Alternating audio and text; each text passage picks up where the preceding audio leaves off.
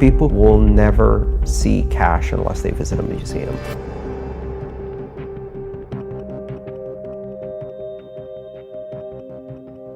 Digital currency. Digital currency. Digital currency. Digital currency. Digital currency. Cashless society. Cashless future. Digital currency. Cash-free. Cashless. Cashless society. A cashless society. Digital cash takes the worst of surveillance capitalism and the worst of surveillance states, merges them together in this fascist dystopia where every transaction you ever made tells something about your habits, your politics, your associations, your movement, your physical location.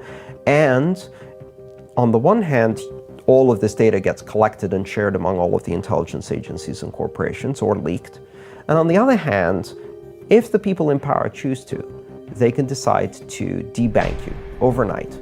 They turn off the switch. Now imagine what happens if your bank account is shut down and cash doesn't exist. Well, you can't eat. You can't buy food. Done. You can't use transportation. You can't rent an apartment. They can literally destroy your life in a second. This is happening today in China. Social credit score system rank its citizens based on their online behavior. The state will go over every detail of a person's life with a fine-tooth comb.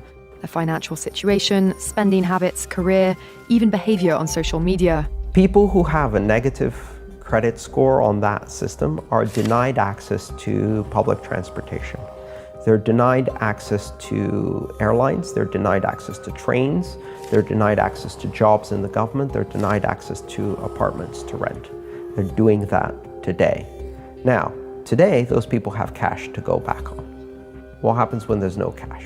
This very misguided idea that if you eradicate cash, you'll eradicate crime, which of course you won't, because people will substitute cash with something else. And also, if the only people who are allowed to be intermediaries are the large corporations, they will commit the crime.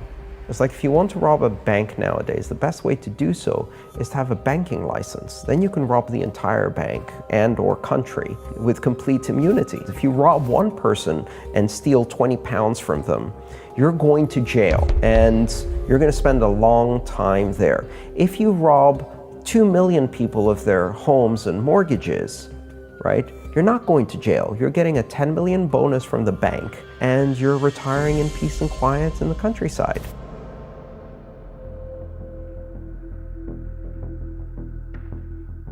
I'll tell you a really, really important story about what happened to me recently, in fact, last week. I was doing a book signing at the conference, and this guy comes up to me and he said, I was really touched by what you said, and I want to share my personal story with you because this is very, very personal to me. He said, I have not been able to open a bank account in more than 10 years. I'm Iranian. I was born in Iran. I haven't been to Iran in more than 15 years. Young kid who's in his 20s. The last time he was in Iran, he was probably like 5 or 6 years old, maybe, right? I have a job, I pay taxes, I have a college education, I don't break the law, I'm entirely above board. All I want is somewhere for my company to pay my salary so I can have a debit card and buy groceries. I cannot open a bank account. I couldn't open a bank account when I lived in Malaysia for 4 years. I can't open a bank account now that I live in Germany for 6 years. Every bank I go into, the moment I say my name and they ask me my place of birth, they immediately stop everything. I can't open a bank account. Doesn't matter how many things I show them. I have no criminal record. I've lived in free countries for so many years simply because of where I was born, something I had no control over. And I have no association with anyone in this country. I have no association with the government, no interest in the politics, just because of where I was born. I cannot live my life. I cannot transact. You know, these people, through no choice of their own, have done nothing wrong. And the banks can simply say no for no reason without even telling you why. And that's it. There's nothing you can do about it. And of course, when a bank account is now required to do almost anything,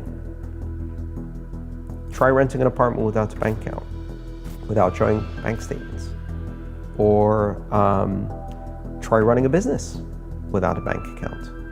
So you need an ID to get a bank account, you need a bank account to get everything else.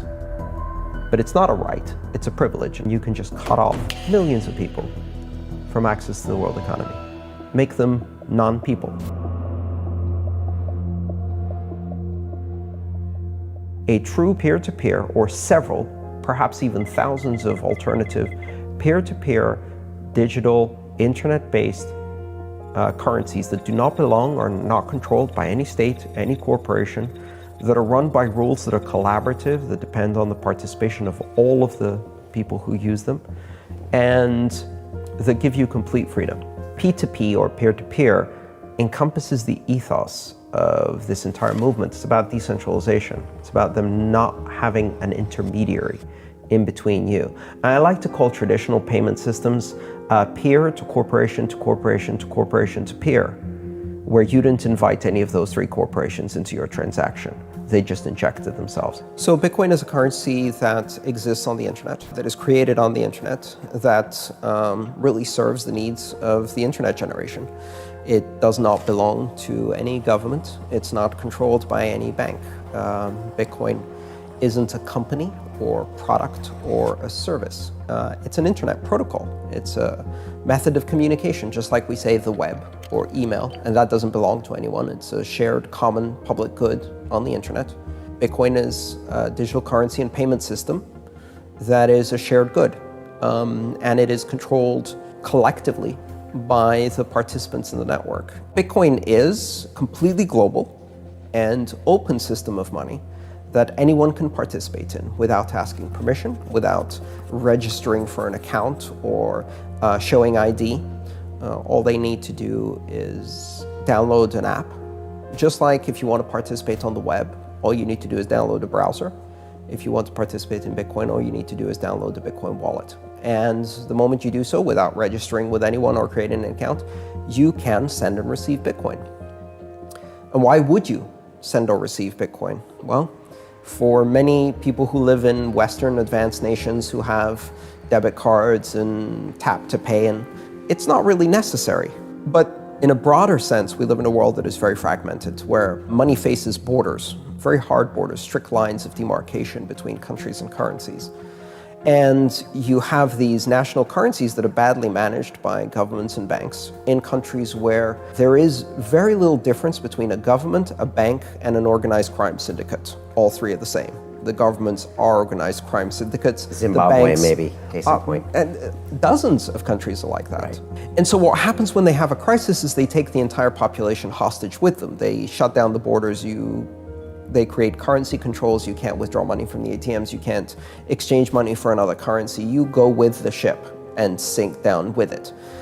And what's interesting is that Bitcoin is one of those things that actually offers a safe haven in that particular situation.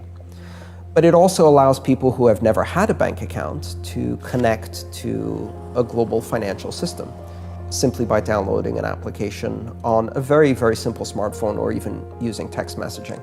There's more than 4 billion people who are in that situation. And Bitcoin gives everybody a currency that is open and global. It allows us to create a kind of unified financial system that exists outside of the mandates of government, that is completely private and is very empowering for individuals. It scares the hell out of governments that find it peculiar to have people in control of their own money, at which point you should really ask yourself, what kind of government is that doesn't believe in freedom of association, freedom of expression, freedom of commerce?